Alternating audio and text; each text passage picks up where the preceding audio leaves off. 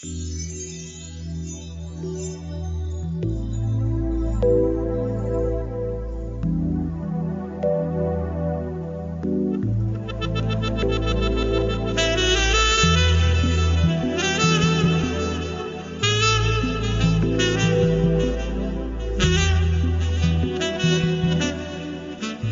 time for love. It's time for your love coach. Let's find out if you're ready for love. Here's your marvelous host, Nikki Lee. Hello, and welcome to Ready for Love Radio. This is your host and love coach, Nikki Lee. Self-esteem. That's something that a lot of people struggle with. Some people just a little bit. Some people have a lot of issues with self-esteem. And there could be a lot of things that leads to a problem with self-esteem. But it's something that it's a big enough issue that I thought let's take the hour this evening and let's talk about that. Now, I thought first of all, I found a neat infographic that says 10 tips to deal with low self-esteem. And there's some really neat suggestions on here. Now, this will be on my website, so you're more than welcome to go to the website and to download that and to save it and make notes if you want to. And you're more than welcome to also add your own comments to the post anytime. That's awesome if you want to do that. It'll be on the website at readyforloveradio.com/self-esteem. So now the first suggestion, I love the first suggestion. Now you can do this, they call it a compliment jar, but if you want to do a jar, a basket, a box, whatever you want to, whatever works for you.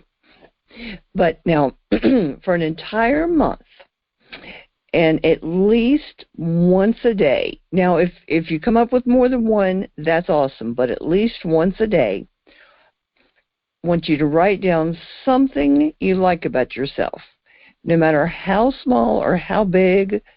And like I said, at least once a day, but if you got more than one, that's wonderful. Do it more than once a day. Write down on a piece of paper and put it in the jar or the box or the basket or whatever it is. Write it down on a piece of paper and put it in the jar. Okay? It can be a little scrap of paper, big piece of paper, whatever you want. But write it down and put it in there. And keep on putting them in there all month long. And if you want to keep doing it longer than a month, that's not a problem too. Now that can be any kind of a compliment, something positive about yourself. All right? Now, it can be your eye color, your hair color, something, let me see, maybe it's something that you bake, it's that you drive good, that you are nice to people, that you treat your cat good, that that you're on time for work, that you get up early, that you sleep really good, whatever it is. I don't care what it is, but it's whatever it is, it's got to be positive. Just something that is a compliment about yourself. So this is your time. Toot your horn, brag, do whatever. Whatever you think you do good, put it in there. So be positive, put it on the paper, and if you want to put little smiley faces and little hearts, whatever you want to do, but be positive about yourself every single solitary day. Okay? And you can even do it first thing in the morning if you want to. Something positive about yourself. All right? Even if it's that you remember to brush your teeth multiple times a day. Something positive. All right? Compliment jar. Like I said, basket, jar, box, whatever you want to use. Compliment jar. All right, so that's number one. Now, number two, start living for now. Now, sometimes this can go in several different directions. Some people want to, I don't know if they really want to, but they end up focusing too much on past problems, past mistakes, past things that didn't go right, that didn't go as good as they wanted to, or things that went wrong in the past, or people they had problems with in the past, or things they think they didn't do good enough, or people that didn't treat them the way they wanted them to, or things that we can't change, because if something didn't go the way we wanted to in the past, there's just nothing we can do about that at this point, okay? Or they're worrying about things that are so far in the future that we don't know what's going to happen, okay? Or maybe things aren't going in the direction we want them to go, leading the way we want in the future. Or maybe we think that we aren't talented enough, or maybe there's something that we're just not happy with the way things are shaping up, or just something isn't going the way we want, and so we're not happy with it, and it's like, or maybe maybe somebody really wants to be married and they're not even dating right now, and so they're concerned about that, and they're like, oh, I'm never going to be married, or they're in a relationship and they're not happy with that right now, and so they're worried about what's going to happen 5 years from now. That, you can't change 5 years from now right now, okay? So live in the now, and don't worry about whatever is going to happen 10 years from now. That's down the road. A lot of things could happen between now and then.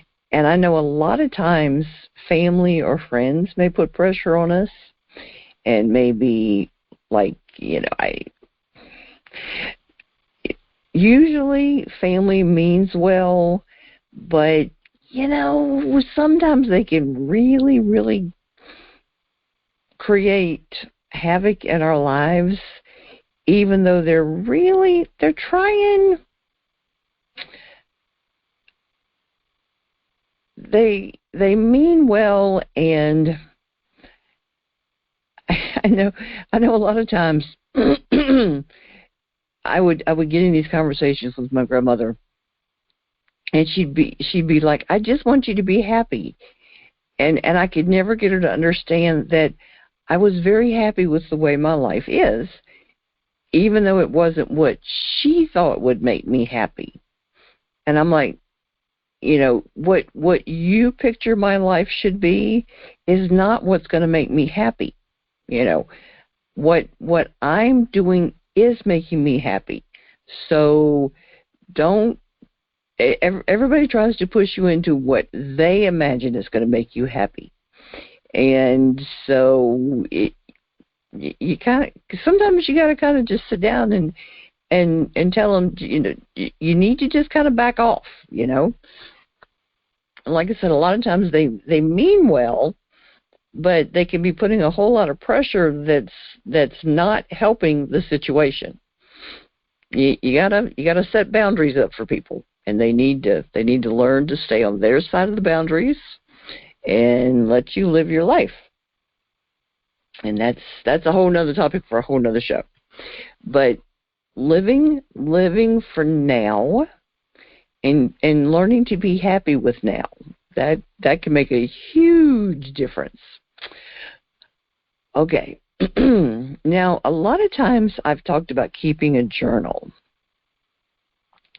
And, there's a lot of times when we have all these feelings and maybe these emotions and things that are kind of in our head, and we just kind of need to get them out.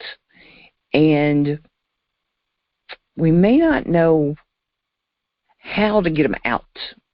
You need to get them out of your head, and they're just kind of, they're in your head, and you don't know what to do with them. You gotta get them out, and you got to get them out in a healthy way because they're driving you crazy. And getting them down on paper can be a really good way to make that happen. And there's something about writing them down on paper that really helps. Something about getting them from your head down your arm and out through your fingers and through a pencil or a pen onto the paper. I don't know what it is. I can't explain it to you, but it helps. Typing doesn't do as good as writing it. And like I said, I don't understand why, but it makes a difference. Sounds crazy. It really does. But I've written a lot and I've typed a whole lot, and it just helps to write. It just does. I don't know why. Well, and see, I like that too, because then if you're really upset about something and you write it down on the paper, you can burn it somewhere safely. Somewhere safely, contain the ashes somewhere. But it's just do it somewhere safely. Don't let it get out of control. But it just helps, or rip it up. Ripping it up is even safer. That works too. But just don't worry about your spelling. Don't worry about grammar. Don't worry about all that kind of stuff. When you just need to get upset feelings out, just write it down and just get it out of your head. Just get it out. Get the emotions out of your head, out of your body, and just get it on paper. And then throw it, ball it up, throw in the trash, rip it up, whatever you need to do. It helps. I'm just telling you.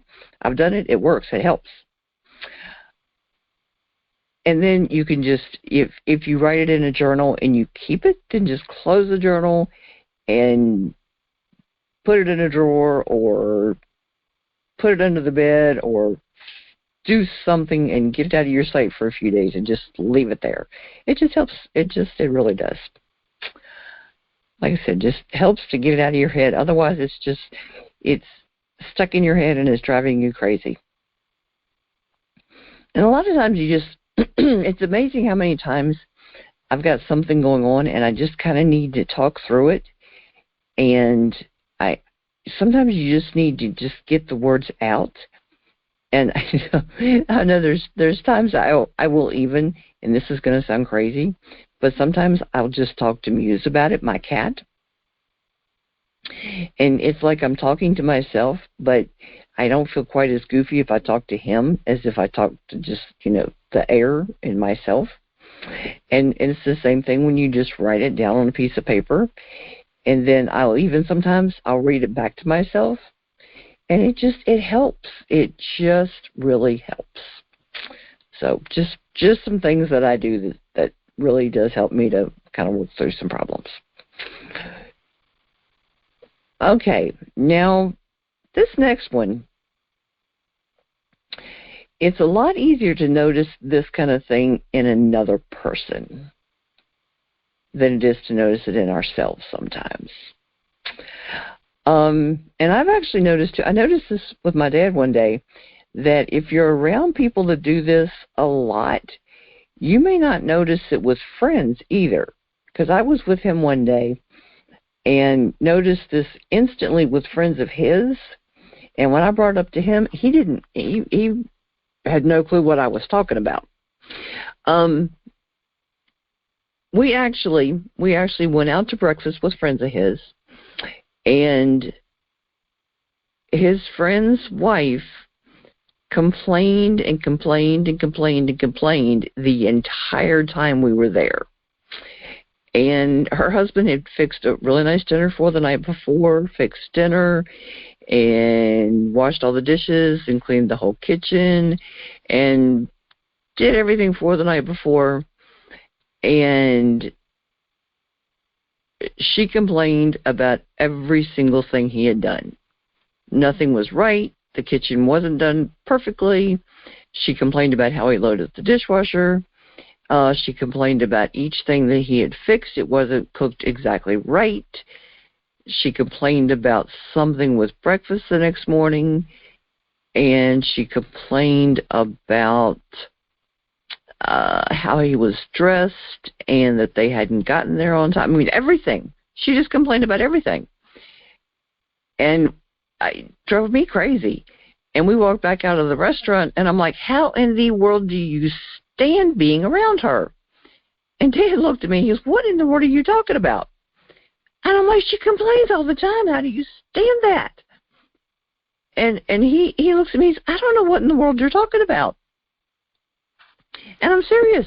Every sentence the woman said was a complaint. And I mean, I couldn't believe it. But, I mean, he honestly did not notice any of it. And her husband's a sweetie. I couldn't believe wow. But anyway, and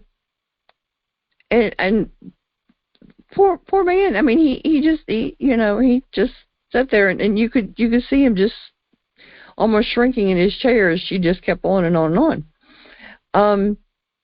But number 4 is being aware of our negativity, and it's whether we direct it at ourselves, especially with self-esteem. If we're directing it at ourselves, that's a big thing with self-esteem. So being aware, if we're being negative to ourselves, to others around us, and just being negative about what's going on, about our situation, about ourselves, about anything that's going on.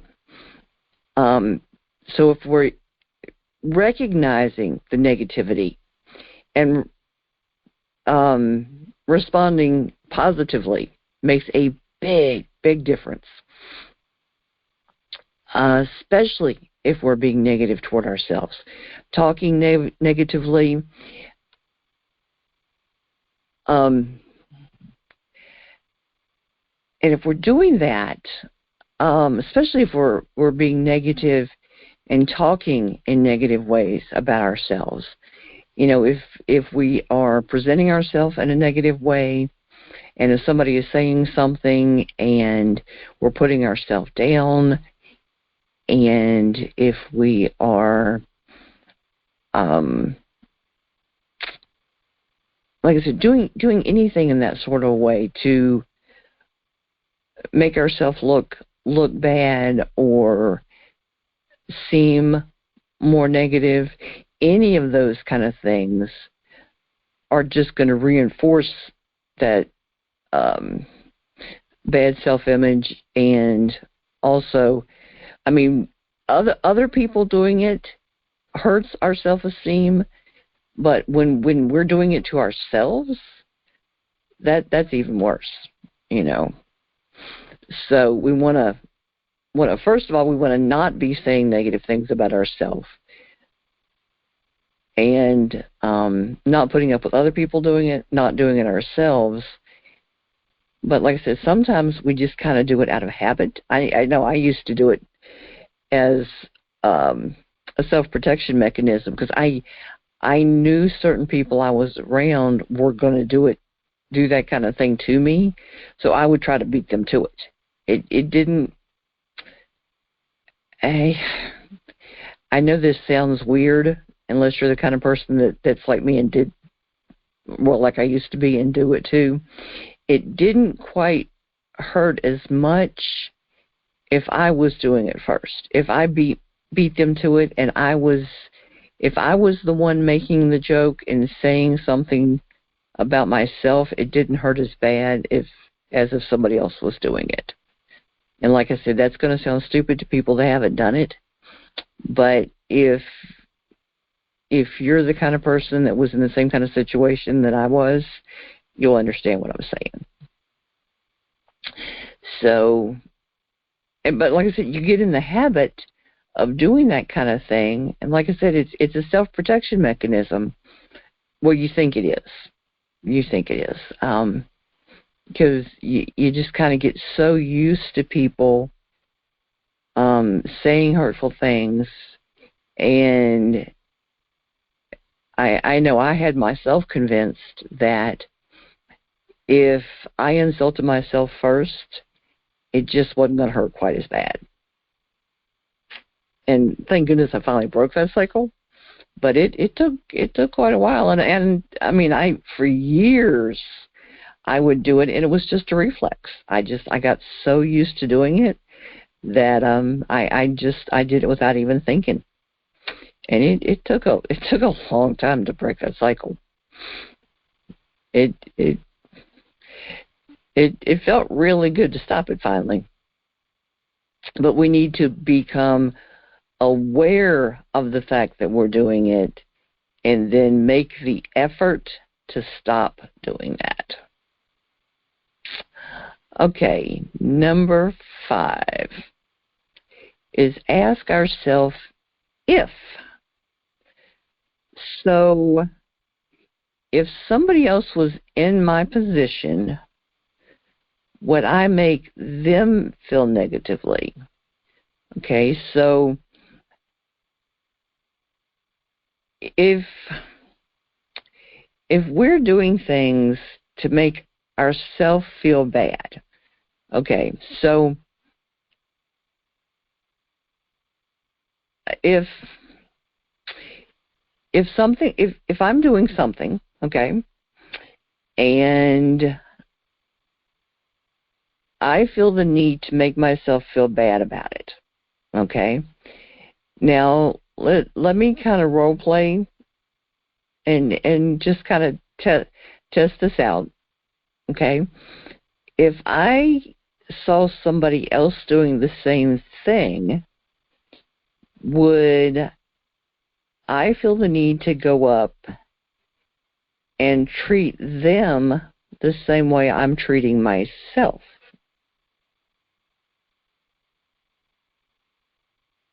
So think about that sometime. The next time you feel like you need to beat up on yourself for something,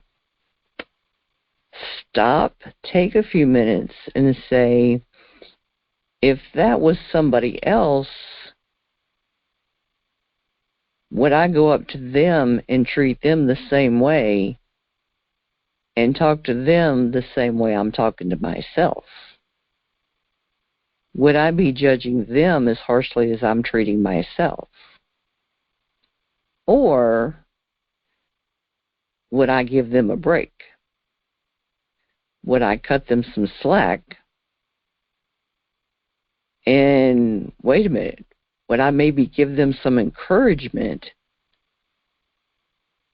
And would I maybe consider the circumstances and maybe give them some help?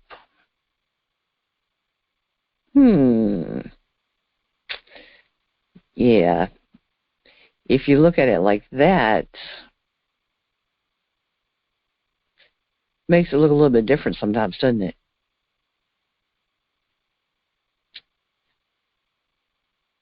All right. And sometimes we just need to have an honest conversation with ourselves. You know, sometimes do you find yourself just kind of jumping to conclusions with yourself and not really giving yourself a break? You know, sometimes we need to just talk to ourselves like an adult. Maybe figure out why we're feeling like we do, and is there a way we can help ourselves feel better about what's going on? Maybe there's a reason why there's a problem. Maybe there's some problem, you know. Maybe there's something going on, and you know, I know a lot of times with self-esteem issues, there's something's happened somewhere along the way that maybe triggered a problem, and we don't want to think about it, or we don't want to deal with it. And sometimes we really just, we need to dig and figure out why, and we don't want to. And I know one of my big issues was I was used to being judged by other people, and people that for various reasons were in a position where they when I was younger were like authority figures over me in various situations. And so they had the quote authority to judge me, and oh, did they? And as I got older, I kind of started to question that, and ooh, they didn't like that. So that is putting it mildly. So as I started to question whether they could judge me and tell me what to do, I found that I was judging me in place of them judging me, and that caused some self-esteem issues for me, because I was actually judging me more harshly than they were, but about different things, which caused some problems, and that took a while to deal with. So see, I've had all kinds of hoopla that I've dealt with over the years with this, but it's there's a lot of issues that low self-esteem can cause, and can cause a lot of negative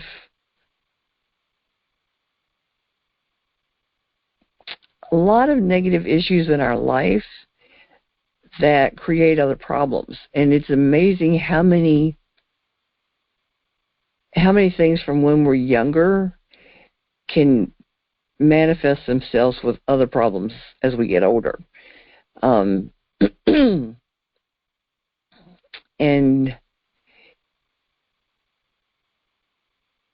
it seems too simple, but the more positive we can be with ourselves, the more we help all of those situations. Being positive isn't going to fix everything, but it's a really, really, really good first step. And the more honest we are with ourselves,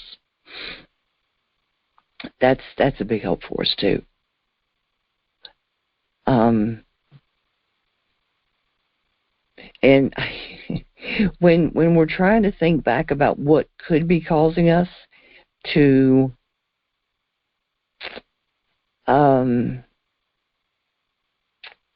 feel negativity about ourselves, if we're trying to look back and something starts to feel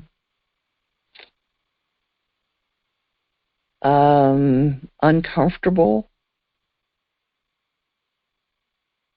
that usually is an indication that you're getting close to an answer. So it's difficult, but keep trying to figure it out. Keep digging. And if you can find somebody that's close to you that knows you really well, have them talk with you. Have them help you. Because real often they'll be able to help you figure out what the problem is. Because like I said, any time we're dealing with low self-esteem, like I said, it goes back to something that something that's happened earlier, something that we've been dealing with in our life. But it's stuff that we can overcome. We just got to figure out what it is. And anybody that's seen the movie Frozen is going to hate this next thing I say. I'm just telling you, you're going to hate this, but it's true. It is true.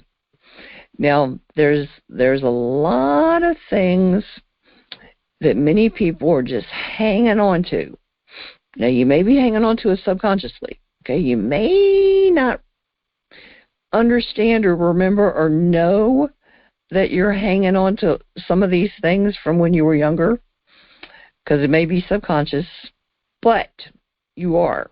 Okay, there may be things from when you were younger that you're holding on to, but you need to.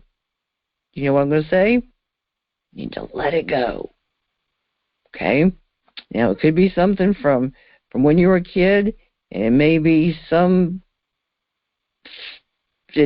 could be something from a brother or a sister, or it could be something from your parents, or from somebody that you grew up with, or some kid from when you were in school, or it's hard to tell, okay? But you need to just let it go. It's over. It's done. It's not important anymore. It could be something that some stupid kid said in school that made you feel bad about something. It could be you had braces when you were in school. It could be anything stupid like that. Okay? It's amazing the stupid things that we hang on to and don't even realize it.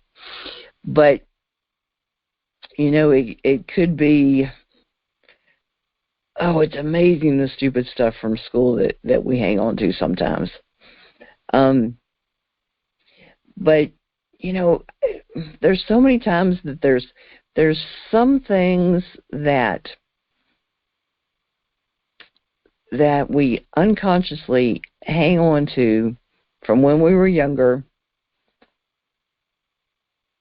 That's like I was working on something in a book I was working on, and there are so many things that go back to even when we were like first, second, third, fourth grade, something like that. And years later, when people were in like their 20s, 30s, 40s, and they're in relationships, and somebody turning them down when they were in second or third grade for a date, we're talking like third and fourth grade for a school dance. Somebody turns them down, or says, "Oh, you have cooties," which, in second grade, everybody said that stupid kind of stuff. But that kind of thing can stick with you for 20 or 30 years, But it can happen in such a way that it sticks with you, and then years and years later, when you go to ask somebody out, and they say something in a certain way, it can trigger something in you, and you can remember that little girl in the playground or that little boy in the playground that laughed at you or said something, and it can still have an impact. It's amazing what our minds do to us, So I'm just sharing that kind of thing because it's amazing the things that clients tell us, and so don't discredit that sort of thing when you're 30 and 40 and 50 and you're dealing with crazy things like self-esteem issues and trying to figure out why in the world you're dealing with this. It can be that kind of stuff that's still causing you problems. So it's interesting. It's interesting what causes issues for us down the road. So something else that can help is meditating. Believe it or not, sometimes just relaxing, and it's amazing. Our lives just get crazy. So doing something like relaxing and meditating where you're blocking other things out and you are relaxing, you're focusing on your breathing. It's amazing what learning to breathe and in a certain way, okay, and even if it's only like 15 or 20 minutes, and just letting go of the anxiety and just getting to an inner peace and just reconnecting with yourself and your body. It's amazing what that can do. It just It's interesting. And actually, I was talking to a friend earlier today, and we were talking about even taking off your shoes and going outside. And it's a little cold for that here on the East Coast right now. Of course, he didn't think so, but I do. but and but you could do it with socks on. It's not quite the exact same with socks on, but and just go outside and just reconnect with nature. Just get away from the TVs and the phones and all the electronics and all the noise and all of that, and just go outside somewhere where it's peaceful and just enjoy nature. Listen to the birds and the squirrels and the raccoons and listen to the breeze and the trees and the leaves, and just that's like when I'm going to my doctor's appointments. I just had an appointment a couple of days ago, and I love the drive is gorgeous, and there's a pull off I like. It's really pretty scenery, and I like to pull over and just get out of the car for a few minutes, and because I'm always anxious about my test results I'm going to get. So I like to pull over and just get out, and it's on the side of a mountain, so it's always breezy, and just kind of take a few minutes and just kind of focus and just take a few minutes to just kind of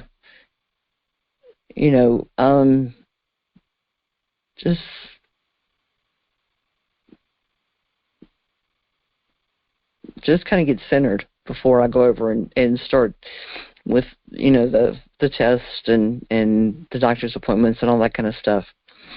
And I've got a day coming up where I've got like 5 tests and then some planning in about a month. So I'm definitely going to do it that morning if I have time.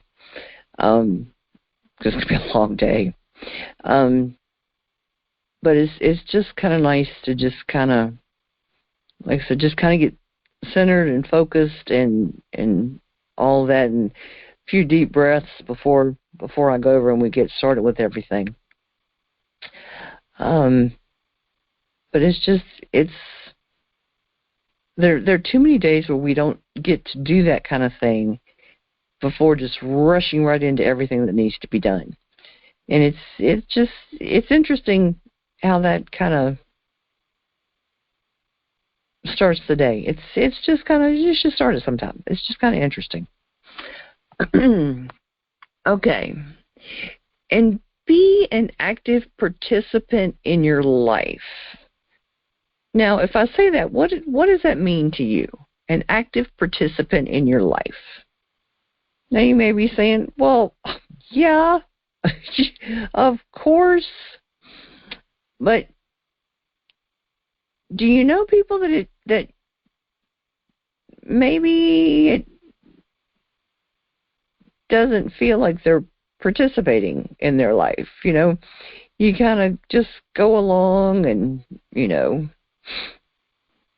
just kind of going through the motions kind of thing. It's interesting on the meme. It says, "Don't be a backseat driver."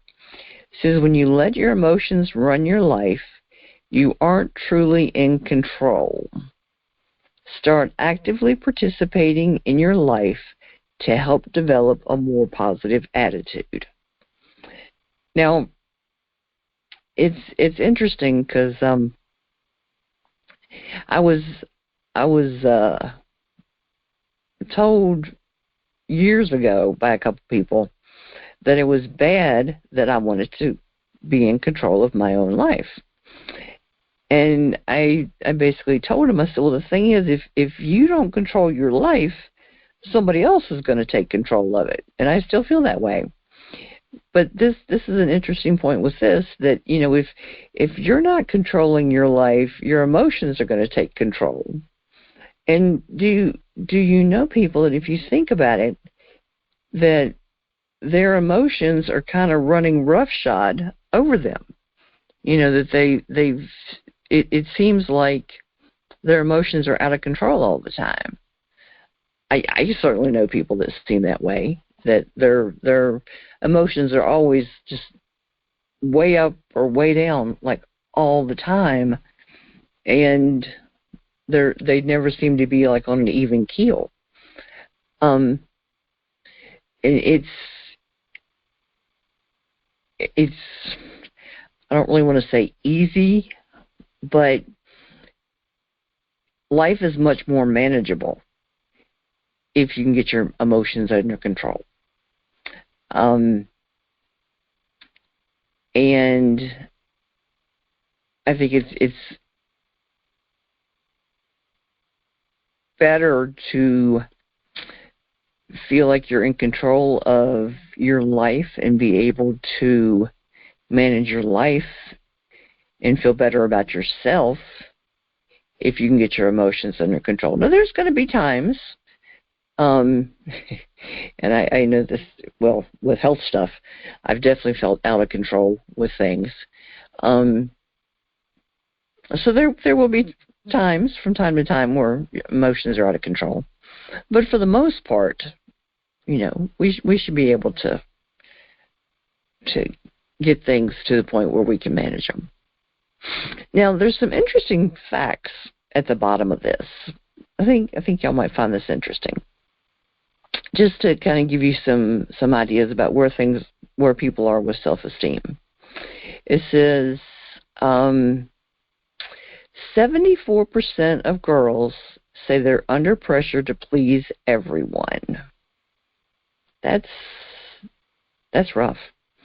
It says 92% of teen girls say they want to change something about how they look. 90% of adult women say they want to change something about how they look. About 40% of teen boys in middle and high school want to change something about their body. 7 in 10 girls have some kind of self-esteem problem. Low self-esteem is a thinking disorder. Well, that was interesting. And this is common low self-esteem engagement activities include cutting, eating disorders, bullying, smoking, and or drinking.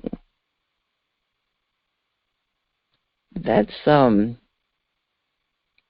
sobering information. And those numbers are unreal. So low self-esteem, I mean,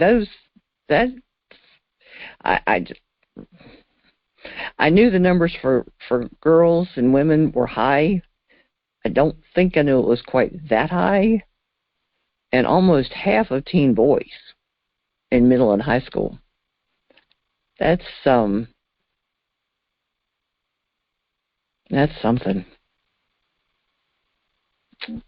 But now I found another meme just to kind of give us an idea of what real self-esteem does look like, just to give you kind of the other side of the picture. And both of these will be on the website. It says what real self-esteem looks like. And these are just some phrases to kind of give you something to think about. I'm flexible in responding to uncertain situations because I trust myself to respond well and to succeed. In the very center, it says, I can't imagine anything better than being me. Isn't that an awesome way to think? Now, I don't see these as having a cocky attitude. I see them as being confident. Okay? And I welcome your comments. So, like I said, feel free to comment on the website. It says, I'm not overwhelmed when I get anxious because I know I can handle anything. is I am comfortable giving and receiving compliments. Now, that's one I had a hard time with for a long time, and I still occasionally have a hard time with compliments. But I'm doing much, much better with that. I am open to criticism, and I'm comfortable acknowledging my mistakes. That's one that a lot of people have an issue with, and I will admit when I make mistakes, and we can learn a lot from criticism that is given honestly. Now, people that are giving criticism just to be a pain in the neck, that's different, but honest criticism that's given helpfully can be very, very beneficial. Let me see. What I do reflects what I say and what I believe in. That's an awesome statement. I like that. Let's see. I'm comfortable being calmly assertive and sticking up for myself.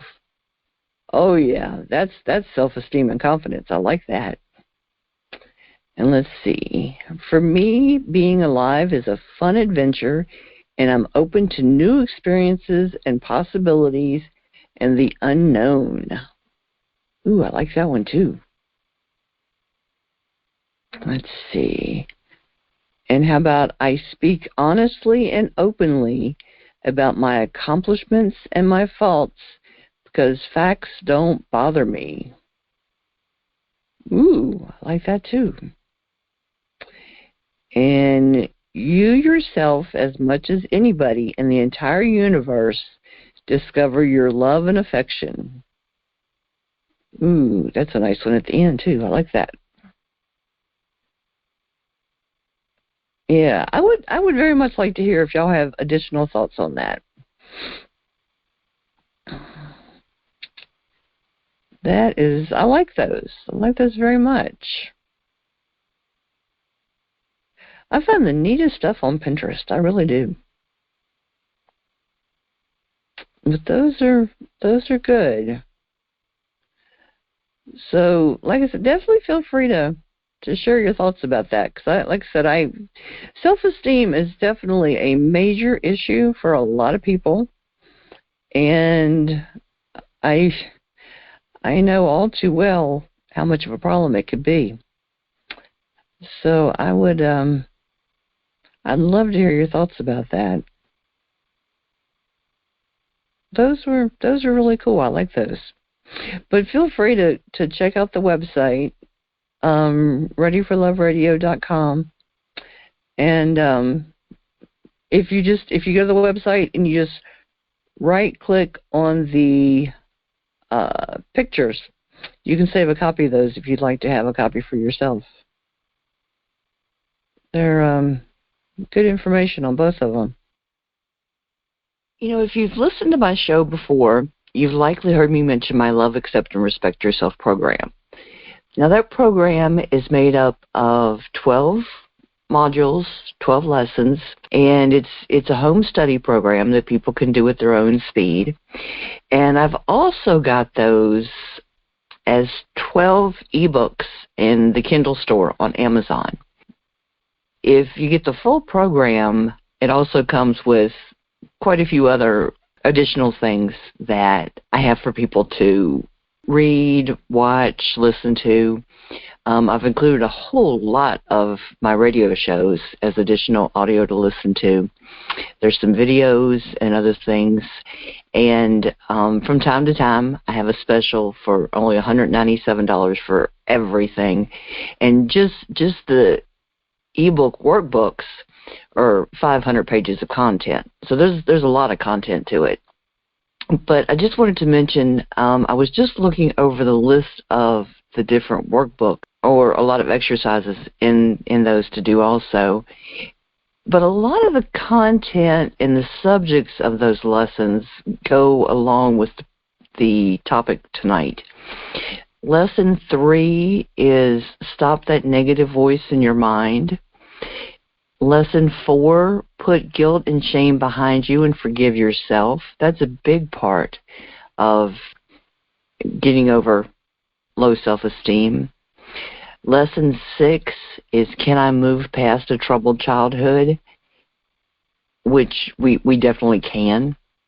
Lesson 7 goes along great with last week's show, How to Love Your Body, including any flaws.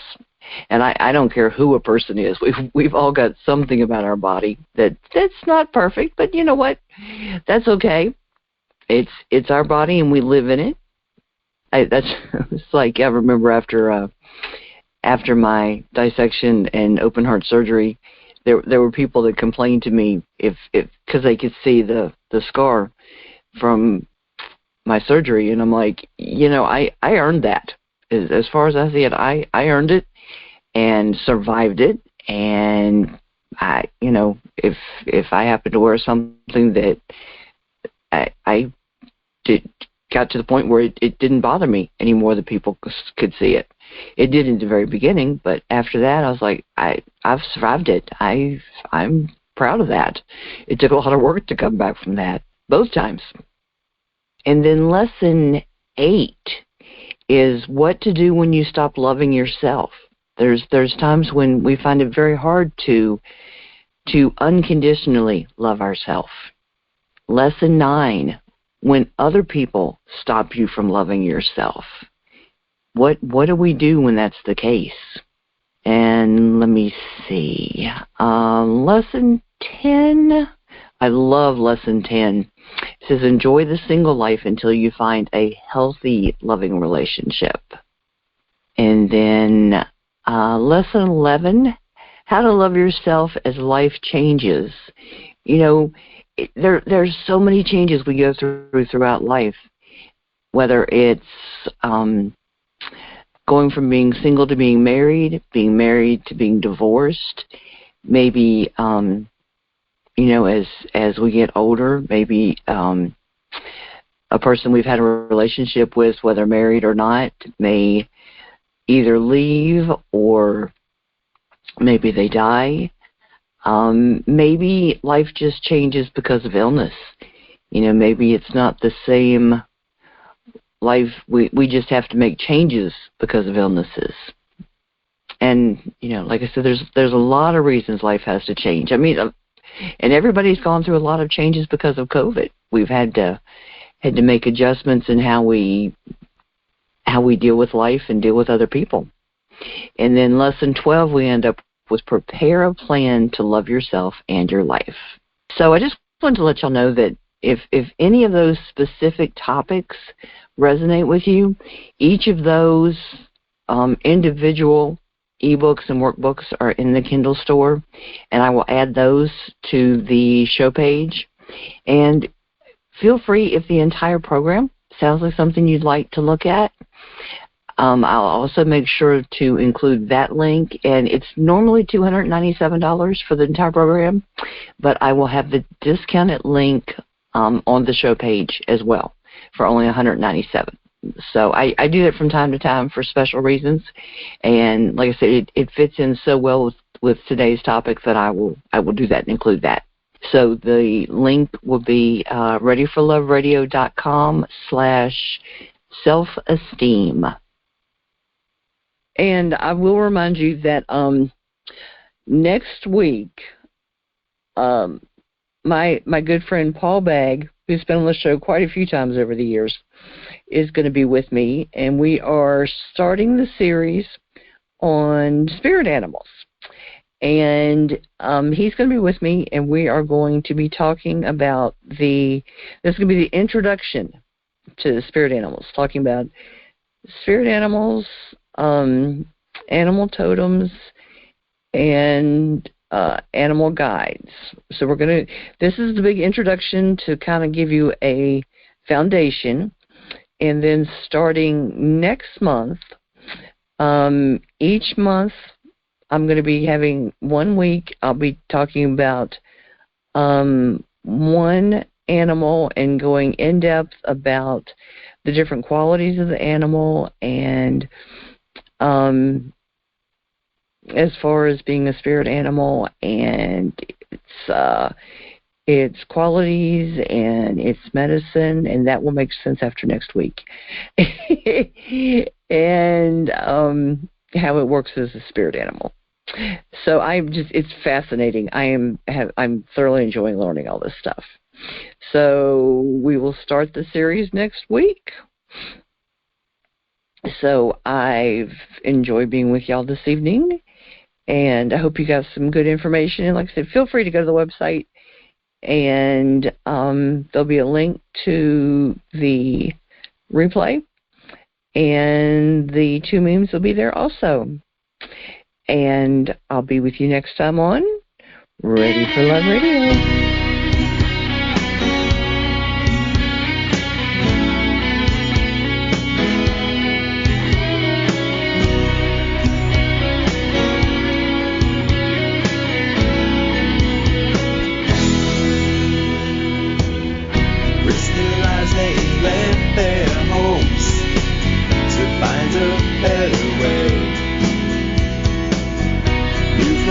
In a harbor light is to a brand new day.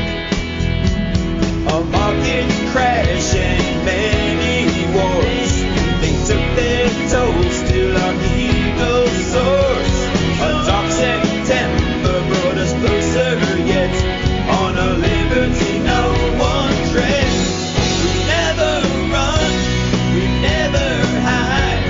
Our strength is in our numbers and in our pride. We got your back when you call. We're brothers and sisters, one and all. And if we stand united, we can never fall. When we stand together, we all stand tall.